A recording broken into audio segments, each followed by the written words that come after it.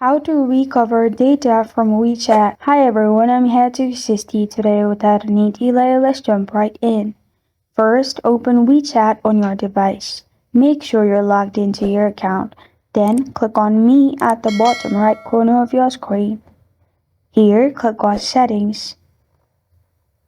After you click on Settings, click on My Information and Authorizations. Here you will find Export Personal Data. Simply click on it and export personal data. It will be exported in your Gmail that you logged in with. You'll find a file in your Gmail. Simply click on it and you will be able to recover data from there. And this is how to recover data from WeChat.